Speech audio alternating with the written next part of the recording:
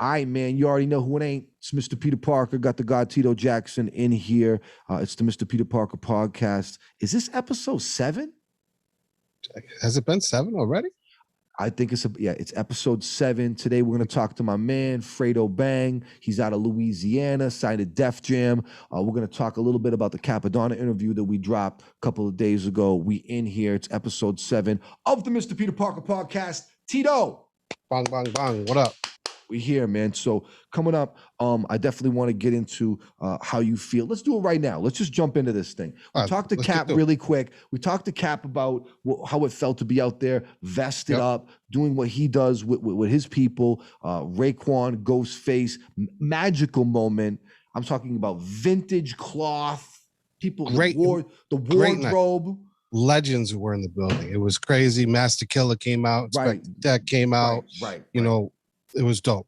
It was really fun. I saw some people kind of like, even Bams, shout out to Bodega Bams. We talked to him about it. He wasn't overly hyped. He respected it. But I think for certain of us that like really that only built for Cuban Link, Iron Man type of Wu-Tang era stuff is like our go-to. So I was hyped. I like set up with the drink and had like a little smoke. Oh, yeah. We were here. I had my spliff was going. I was watching. We were here. You know what I mean? I enjoyed it. It was a good time. What are you sipping on today? What's your one of these stees? This is just that's your stees. You know my stees. Listen, man. You know my stees. Look at this. Peach mango.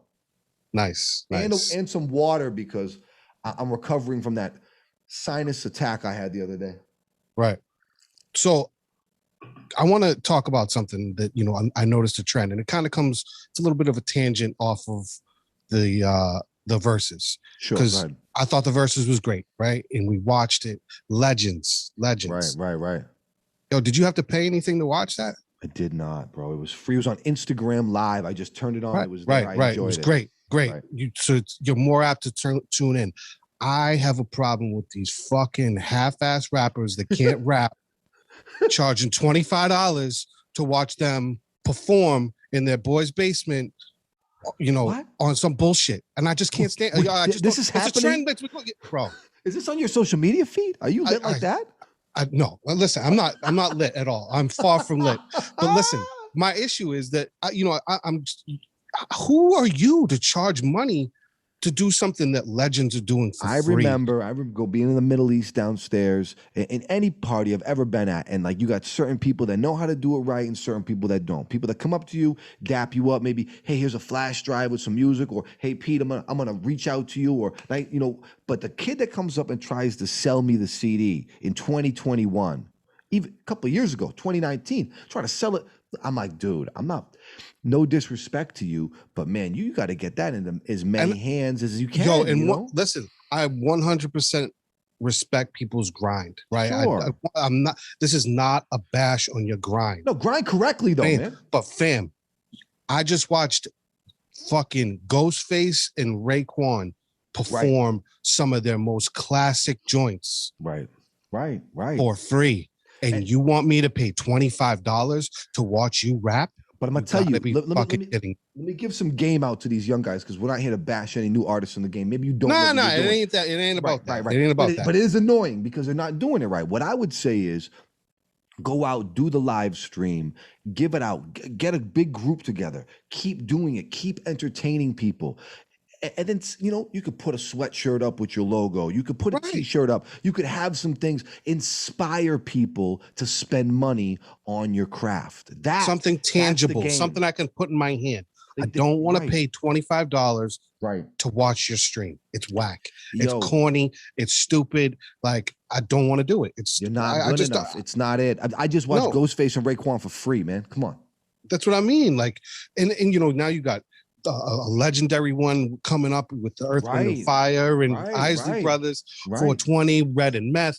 What are you talking about? For free. And you want me to pay $25 You just gotta build these accounts, man. Get on there and give your stuff out, bro. You gotta give it out, man. Like I'm sorry, it's been bothering me. It's been bothering me, and you know, it's no bash on anybody's hustle, I but can't imagine I who just you're don't understand. following on social media that got you that What? hot. Hey, you know what it is? Is maybe someone in Brussels thinks you're dope. You know what I mean? And they're gonna Oh, tune in at 6 in the morning because of the time yikes! difference, and they're gonna. $25 to But perform. fuck out of here. I mean, All right, man. All right, man. Listen, shout out to everyone that's been tuning in to the Mr. Peter Parker podcast. We get some analytics back, a lot of Spotify listenership right now. Shout out to everyone that's listening on Spotify, Apple Podcasts. We're on SoundCloud. We got the video up on YouTube. We got some of these little breakout small clips going up on YouTube and Instagram. I'm on Twitter. So, yeah, and wherever you are listening, hit that subscribe button because we're working hard. We're trying to get this done, trying to get this done for you guys. And exactly, man. We appreciate you listening. So hit that subscribe and let us know. Follow at Tito JAXSON 617 on Instagram. Follow me at Mr. Peter Parker and hit us with a DM if you're listening. I want to shout people out that have been checking out the show because really you guys are like first day, like day one responders. You know what I mean? You guys are like in the beginning. We're building this thing from the ground up.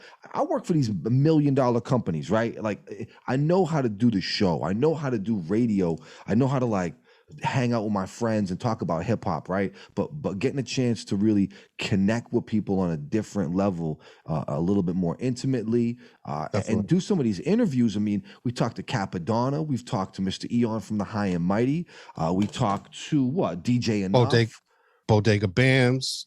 Phenomenal. We talked to Justin Sutherland from Fast Foodies. It's been great. I mean, and to me, Pete, me and you working together has been obviously a dream for a long time for me. Come on, bro. You know what I mean? So it's dope. And I just, we wanted to continue. So all the support you guys can give, we appreciate that. Hey, man, we're just getting warmed up. So check us out too. And definitely shout to everyone that's been listening on their phone, on Spotify, and on YouTube. Hit us so we can shout you out. Coming up today, we're going to talk to Fredo Bang, right? So getting some of these young guys on the show. I shouted out to my man, Mod's son. He's hot right now in the pop world. My man made moves. He's running around with Avril Lavigne. I got to get him on the program and talk about what he's doing. I know him and Machine Gun Kelly and them just made a big switch from making like basically trap records and rap records into making pop music. And it's going crazy for them. So I want to connect with them coming up. But we're going to be diversifying this list of people that we're talking to coming up on Thursday, though. Crime Apple. We're going to be tapping in with him. That's going to be coming out. I think that's like episode 8. 8 is with Crime Apple. So looking forward to his merch game is tremendous. We got to get some merch over here, man. We do. We got to get some merch, man. We got to get some stuff ready to go so we can be on and popping like these dudes. Yeah, I want to get a hoodie. I remember my man Prof a couple years ago when he put an album out. He had these hoodies, these zip up, and you put it up, and on one side of it was his face. On the side of the hood, we put me on one side and you on the other, like Tito's. No one wants my face on the side. The beard, like you know what I mean. The split. Have you seen the Gucci Mane masks that like? That's what I want. And it's the face. That's what I want. That's what I want. That's what we're gonna be doing. Yeah. Pack of lighters and a mask. You know what I mean? Like just pack of lighters. Right. Big moves over here. Okay, so I think we're gonna tap in with Fredo coming up and see what he's doing. I think he might be here right now. Hold on, let's get into this real quick.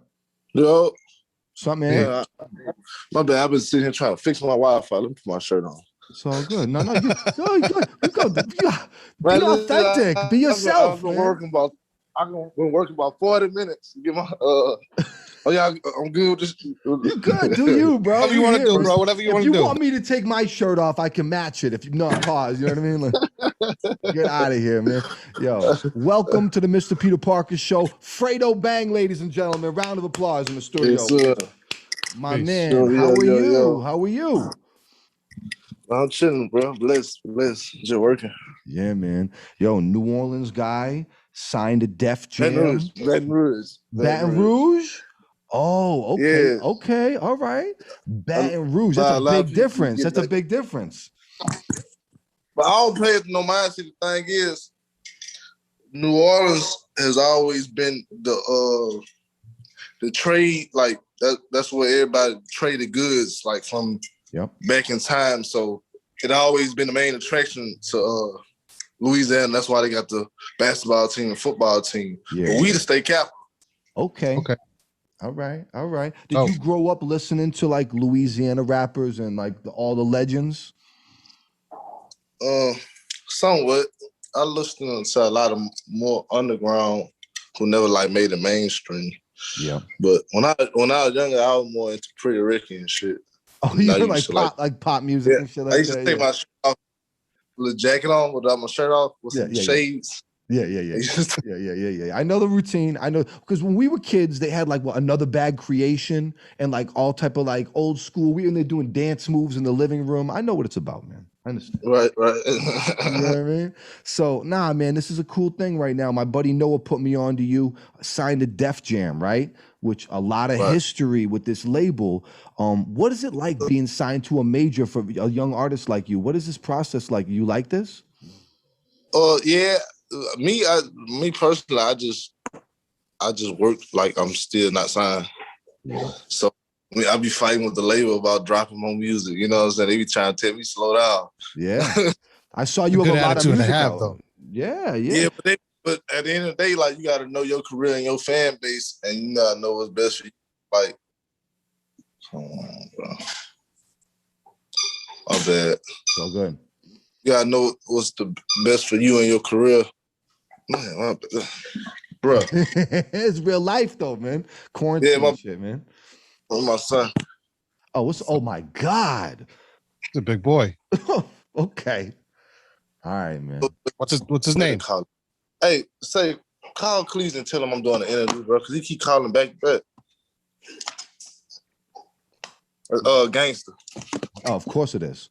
It's a big boy right there, man.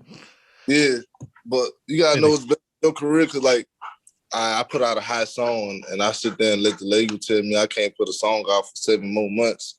What you think gonna happen to my career? You feel me? It's going down. But I was looking at your music. You've been putting out a lot of shit for like 4, 5, 6, 7 years. You've been putting out music. Yeah. I put out some more if I had to. Yo, you got a lot of shit. When did you start doing this? How old were you? About 13. But I just started taking it serious in 2018 when I came home from jail. Yeah. That's cool, man. Yo, I definitely see the work. We were just talking about this before you jumped on. Speaking of you, coming home and stuff like that. There's a lot of image, right, that's happening with the younger artists. So we're seeing guys kind of get jammed up. Like we've seen guys like, you have records with YNW Melly. His situation is super unique. But like even recently now, when you talk about like Bobby Shmurda stuff and what they're doing with him and how his situation is, do you feel conflicted image-wise because you are a real guy that's been through some stuff about showing too much and really saying too much on these records? Nah, because I would never say nothing that would incriminate me. Yeah.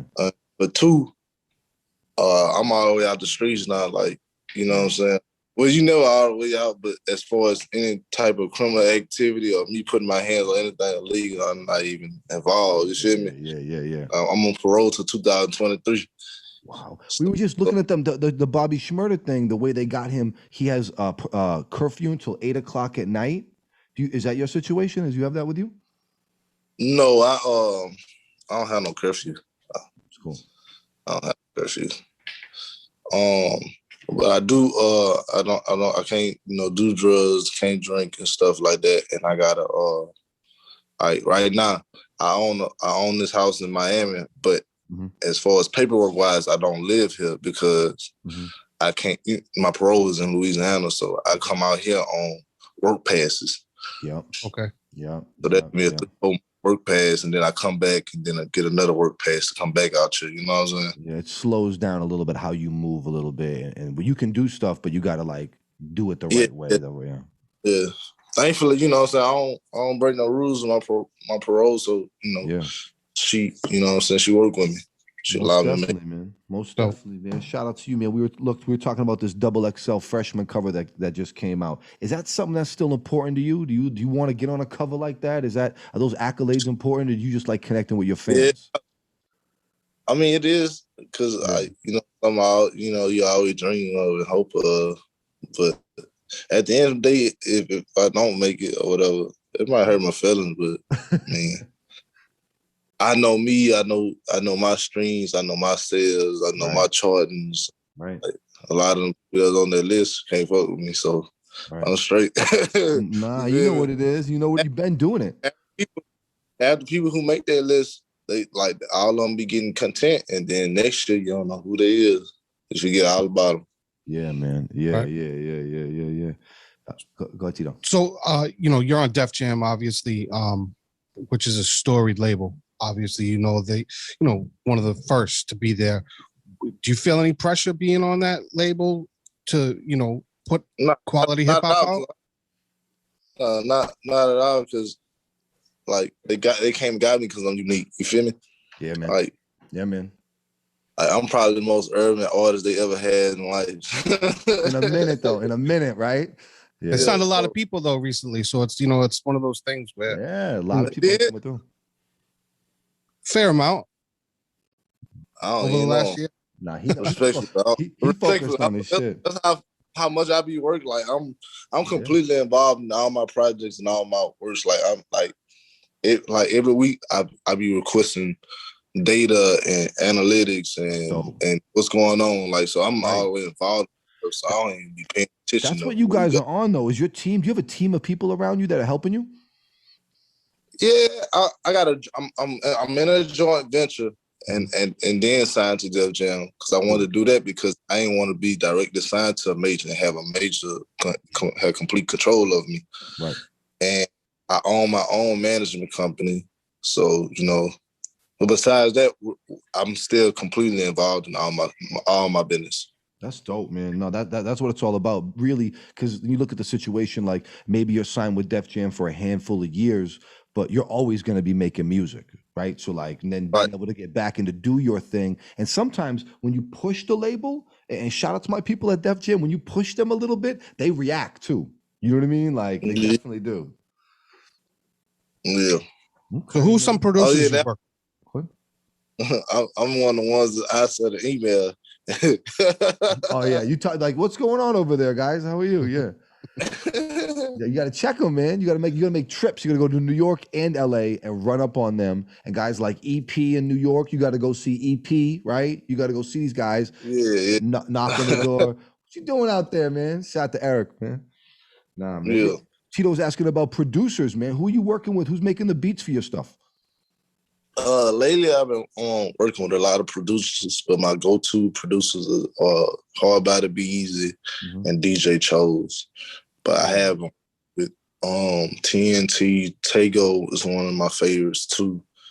I've been working with Bankroll Fresh. Bankroll God, I said Fresh. RIP him, my bad.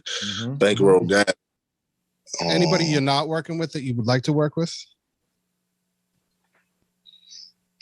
Nah, I feel like respectfully though, you feel me? Because a lot of people, I get it. 100%. A lot of people get a sound stuck in their head, and I never want to sound like nobody else. So that's why I don't be eager to like, hey, I need some of that. You know what I'm saying? Because you about 9 times out of 10, like let's be honest, most of these producers are loopers. They're not producers. You know what I'm saying? Little beat packs, they're hooking up the little loops, right? Yeah, it's simple. Run it, they take that and put a drum pad on it. Like it's like, you know what I'm saying? So you're gonna get the same stuff. You feel me? And I don't want my music to sound like somebody else's stuff because ain't nothing special about it. You feel me? Yeah, developing that, working with that in-house group, really, put your sound together and get your shit together. Right. Nah, man, no. Now that you've been on the quarantine and kind of like no one's been performing, no one's been moving around, when you say you look at the analytics, right? What cities are popping for you that you're looking forward to touring in coming up? Dallas. Yeah. LA. Yeah. Some big markets like that. Dallas is popping. Dallas is a good one, man. That's close to you anyways. That's not too far off. I just did Dallas a couple of months ago. Though. Dallas popping, yeah, and LA will be back open, right? I think. Yeah. It's that you got. Yeah, but I've been doing shows since August. Oh, you've been working? Okay. Yeah.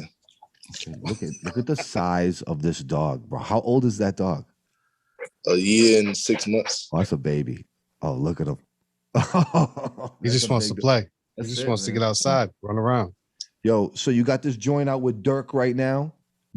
Big record, dope record. Here we go. My bad. They keep calling. It's all good. Got good record out with Durk right now. What's next for you? What are you waiting on Def Jam? Or are you gonna drop something? What are you doing? Nah, I got a quick single that's coming out on the 2nd. Yeah. Just something, for the fans. Yeah. And I'm turning my album in right now. I'm trying to get in for May, but it may be late May or early June. But okay. And I'm recording for my end of the year album. Oh, so you got some shit coming up. You're dropping a couple of things. Yeah. Okay. Let me ask you this question. Top 3 Louisiana, well, we won't just say New Orleans because Baton Rouge, it's been a history lesson today. Top 3 Louisiana rappers of all time, your favorite.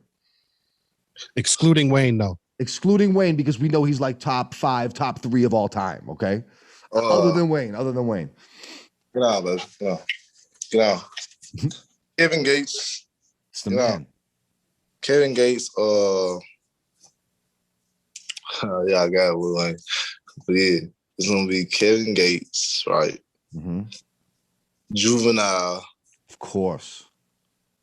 And it was. I just had it on the tip of my tongue. I just had it on the tip of my tongue. A lot of great artists, bro. A lot of great MCs, man. It's out of Mystical. Yo, there's no shame in that one. No, definitely not. I can't. I think that might be it. Yeah, Kevin Gates, Juvenile, Mystical, legends, man. Kevin Gates is a wild dude, but so real and such a good dude, man. The thing about Louisiana, like, our way, we was never focused. That's why Wayne was so big, because we was never focused on just like lyrics and voodoo and being the best rappers. You feel me? That's why Wayne able to take that title. You feel me? Because Louisiana artists, we always focus on the feeling of the song. You feel me? Most definitely in the story, right? It's a different vibe. We either making a dancing song, killing song, or what's the other one? That's on the songs that we would be listening to down there. Game song. Most definitely. And over time, the best at the dance records, the best at them party records. You know what I mean? Like stuff that's been timeless 25 years later still rings off, man. Like rich history of music, dog. On the house. Big time, man. Yo, I want to ask you about Melly, man. I got a chance to meet the YNW Melly out here in Minnesota. He came out, went to a Timberwolves game with us. I listened to his music. I got a chance to build with him. I talked to him personally. This was like right before it kind of like went up for him. And then since he's been locked up, can you talk about your relationship with this dude? I saw you have a record about him and with him. He seems like a really misunderstood kid in a lot of ways, man. Yeah, that's my dog. That's really why we like him, because a lot of people don't understand him. You feel me? Yeah, he's unique, man. He's definitely different. You know, like but he really a good person. That like he done helped me in so many ways, just linking with people. Like Kanye knew who I was because of him. You feel me? Yeah, like, man. Yeah, man. Like Kanye seen me and like, hey, you, congratulations. Okay, I'll take that. Yeah. I heard his music when we got a chance to meet. They played me like a catalog of unreleased shit, and it was unbelievable. Like the melodies. He's a really, really, really talented dude and gangster. Like really hard with crazy melodies. Like really, really. Like a Baby Jodeci. Like he give you like an old school vibe in the voice, but updated feel. You feel me? It almost had like a Mace feel, like the singing. It was like, yo, do you think he's gonna come home, or you think that he's gonna be gone? Most definitely coming home. I feel that. I think he is. God willing. Yeah, I think he is. I have the same. I think he's going through a lot. But shout out to YNW Melly. Shout out to you, man. Yo, thanks for pulling up on us today, and good luck with you. And it seems like you're really serious about your music. Like for a while, you've been serious about it. That this isn't Yeah, like a hobby for you. You know.